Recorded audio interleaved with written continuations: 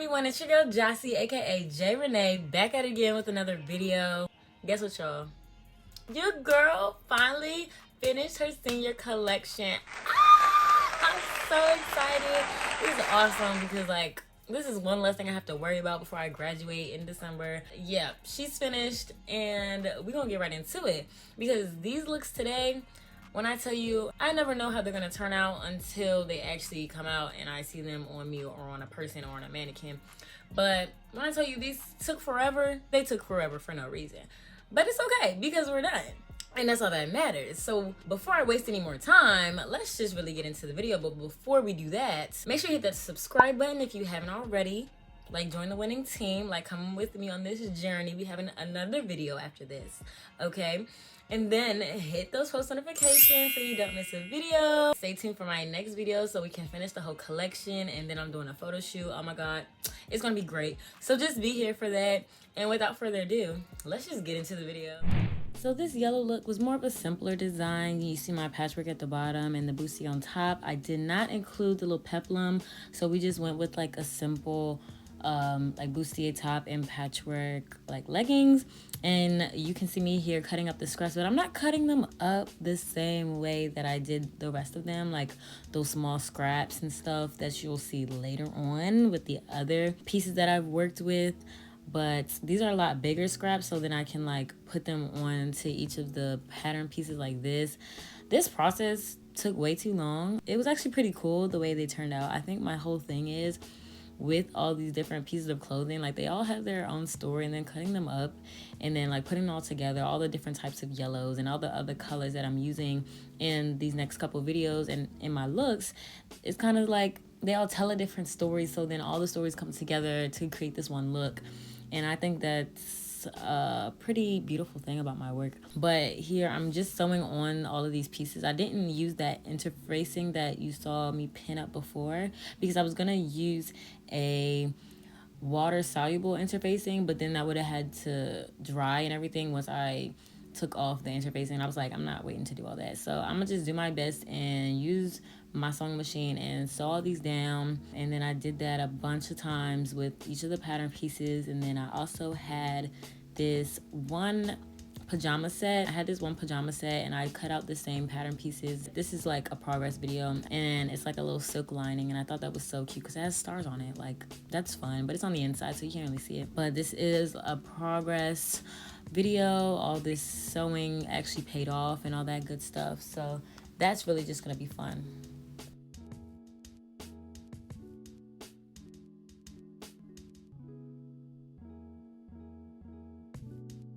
As you can see, it's sped up, but again, this project took a lot. Sorry, I'm on FaceTime in the background, but as you can see, I am using the bias tape across the board with all of my looks. I wanted to incorporate something that would carry on for each of the looks that will still have or add to the effect of each look. And so the bias tape being on the seams for this bodice really brought the look together, I feel. And I did it across the top and the bottom, so it kind of just puts it all together. I love me some bias tape. This one, I didn't want to go to the store and get more, but I did already have yellow bias tape. And then if I didn't have any more, I would just made some more, which is super easy. And this is how slow this process is to do the little grommet thing, because I don't have one of those grommet slider things where you can pinpoint the exact placement of the grommets in correlation to one another. So I literally had to manually do that. And then the fact that it's mostly carpet in my house, I did a bunch of this off camera just because it was just not fun. But it took a minute, and the tips of my fingernails was definitely hurting, but hey, it was worth it because the end result was amazing. So I'm just going in and putting each of the grommets in, just holding them in place. But I think last minute I found some other grommets that kind of went with the color scheme more. I found these bronze ones instead of the silver ones that you see me using. I was like, no, I don't want silver, let's do the bronze. And I think that elevated the look a little bit because silver kind of just didn't go with the yellow. Yellow kind of, it gives me gold, right? So why not do a gold or a bronze? I didn't have big gold ones, so I used the bronze instead. And so I'm fake hammering these because the carpet is just, it's not actually working. So I just put them in there and faked it till I made it. And then off camera, I did the grommets. And yeah, So I just used some little scissors and cut those holes because I don't have one of those grommet hole punches for grommets that big. I need to invest in one because I use grommets a lot. I love them, and I need to get me one of those little pulley thingies for grommets. And that was basically this look.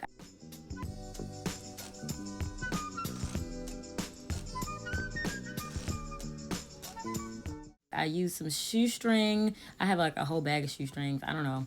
And that's what I used to lace it up. And that was the top. This top actually looks so cute with all the detail of the stitching and then the bias tape that just brings it together. It looks very commercial, but this was all scrap fabrics, like from 10 different t-shirts or whatever I could get yellow from.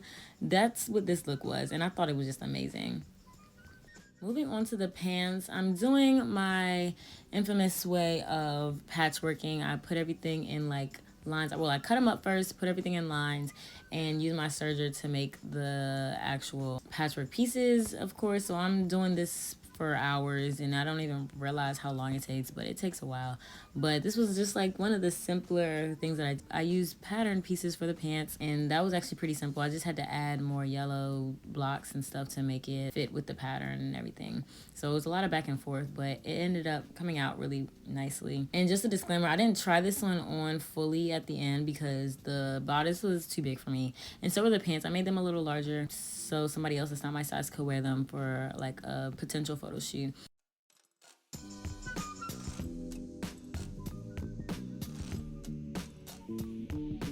And so from the drawing to how they actually came out, they're actually pretty similar, which I love. And that's me in the pants, but they're too big and they're too long for me personally, but they actually really turned out great. So this next look holds near and dear to my heart. It didn't come out exactly the way you see it here, but it was very similar. So I started with draping this piece on one of my mannequins because I didn't have a pattern for how I wanted this to look. So I had to drape the whole process and figure out the actual pattern making. And I used a hanger to like keep up the wing because they remind me of wings, right? So it's so cool. And then I adjusted it to my liking. I made pattern pieces for it just in case I use this pattern again. I don't know if I will, but hey, I keep everything, as you can see. So my extra fabric, this goes really fast. I forgot to tell y'all that again, but my extra fabric I just cut up again and put into a box, and you can see all these green scraps. So this process that I'm doing over and over again, I'm basically gluing the scrap pieces onto my pattern and then making it that way. This process, I have to say, took about 10 hours just to make this one top. The top was amazing, I have to say, it was awesome, but 10 hours is crazy. I use the plastic film that I like to use for all of my pieces when I really want to showcase the scrap pieces in it. So I'll use like vinyl or recycled plastic, things like that. I did the same process in the blue puffer vest and it worked out really well. I didn't have quite enough plastic for this one, so I kind of made do with whatever I had left. Like I literally use scraps of all kind, whether it's the fabric or it's the plastic that I'm using.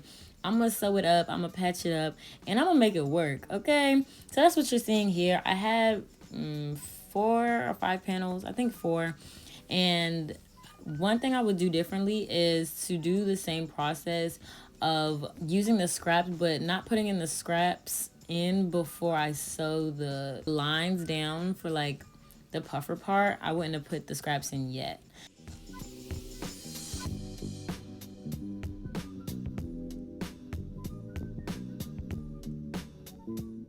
So this big back, oh my gosh, it was a hassle to sew when I tell you. And I just really kind of did a trial and error for this one just because I didn't know what I was doing, but I had a vision and it was gonna work out regardless. This one piece actually made me cry. I did cry with this one because I eventually had to start hand sewing. I said, oh, anything that has me hand sewing is crazy.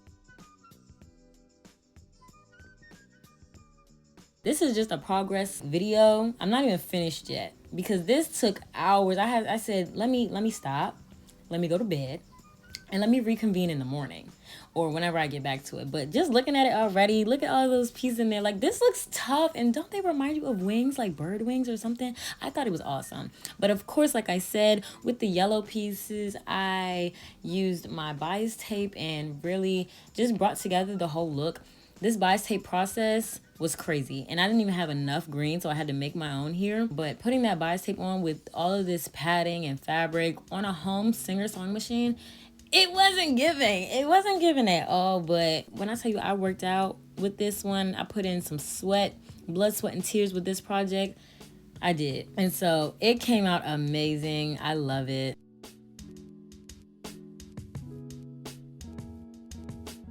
I love it so much. This one is really one of my favorites, just with how much time and effort I put into it, but also how it came out.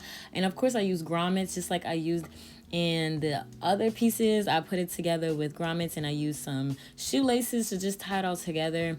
You know, my brand was based off of whole upcycling and stuff. So old shoelaces, of course I'm going to use them instead of using like ribbon and stuff. It just adds that effect. And here I'm making a matching skirt, or just a skirt to go with the look, with the same patchwork process that I use for everything. I'm a patchwork the mess out of this collection because that's what I do. That's what I love, honestly. The textures, the different types of fabrics that I can find and use for this method is just endless, and I think it's really cool. And then finding different colors to go with this, amazing. This is one of my favorite looks. Like, honestly, tell me what y'all think in the comments, because I absolutely love this look. But wait till you see the other three in my next video, because they look almost as great as this, if not even better.